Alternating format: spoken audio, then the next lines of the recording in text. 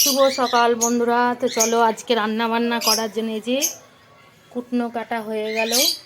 তো আজকে একটা স্পেশাল রান্না করব, শীত চলে যাবার মুখে। এই যে ফুলকপি আর আলু দিয়ে মুরগির মাংস একটা রান্না করব। তো চলো রান্নাটা করি। তো দেখো, চিকেনটা ধুয়ে আমি পরিষ্কার করে নিয়েছি। এতে নুন, হলুদ, আদা আদা বাটা আর সর্ষের তেল আর অল্প লেবু দিয়ে আমি মাখিয়ে নেব।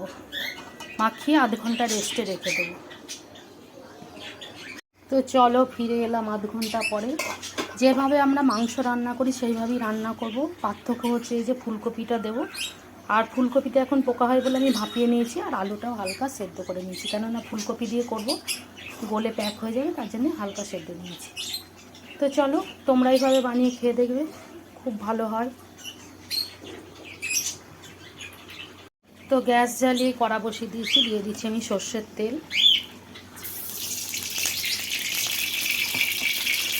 ফুলকপিটা ভেজে নেব। ফুলকপিটা ভাজা হয়ে গেছে, এবার আমি তুলে নেব। ওই কড়াই তেলের মধ্যেই আরও একটু তেল দিয়ে আলুটা আমি ভেজে নেব। তো আলুটা আমার ভাজা হয়ে গেছে, এবার তুলে নেব। তো ভাজাভুজির পালা শেষ, আবার কড়াই আমি তেল দিয়ে দিচ্ছি। এবার চিকেনটা কষিয়ে নেব।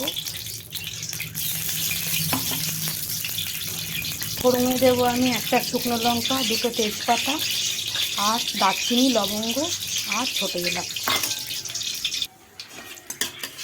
ফোড়নটা ভাজা হয়ে গেছে, দিয়ে দিচ্ছি কুচনো পেঁয়াজ,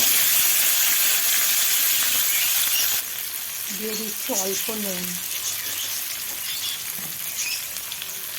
পেঁয়াজটা ভাজা ভাজা হয়ে গেছে, দিয়ে দিচ্ছি মশলা। শুকনো লঙ্কা, কাঁচা লঙ্কা, জিরে, ধনে, রসুন, গোলমরিচ পেস্ট।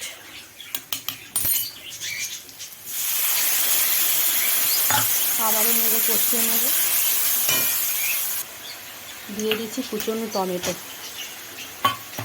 দিয়ে দিচ্ছি অল্প চিনি, দিয়ে দিচ্ছি কাশ্মীরি লঙ্কার গুঁড়ো। আবারও কষিয়ে নেব। এবার দিয়ে দেবো হলুদ। হলুদটা আমি আগে দিলাম না, কেননা কড়া ধরে যায়, ভালো মশলা কষা হয় না, তার জন্য লাস্ট মোমেন্টে দিলাম।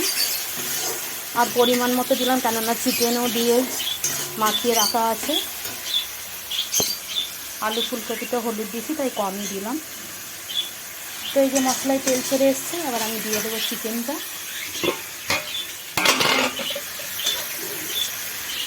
দিয়ে দিচ্ছি চিকেনটা আমি নেড়ে চেড়ে চাপা দিয়ে দেবো। দেখো চিকেনটা কষানো হয়ে এসছে, কত সুন্দর কালার এসে গেছে। এটা আমি চাপা দিয়ে দিয়ে রান্না করে নেব। তো চিকেনটা আমার কষানো হয়ে গেছে, এবার অ্যাড করে দিচ্ছি ভেজে রাখা আলু আর ফুলকপি। এটা দিয়ে বেশি কষাবো না, কেননা একটু সেদ্ধ করে রেখেছি, গলে যাওয়ার চান্স থাকে। তা হালকা কষিয়ে জল ঢেলে দেবো। দেখি এই যে চিকেনটা আমার হয়ে এসছে, আর আমি দিয়ে দিচ্ছি 1 চামচ গাওয়া ঘি, আর দিয়ে দিচ্ছি গরম মশলা। আবার একটু চাপা দিয়ে নামিয়ে নেব। তো এই যে ফুলকপি আলু চিকেন আমার সম্পূর্ণ রেডি। ভিডিওটা ভালো লাগে লাইক শেয়ার কমেন্ট করো। চলো টাটা।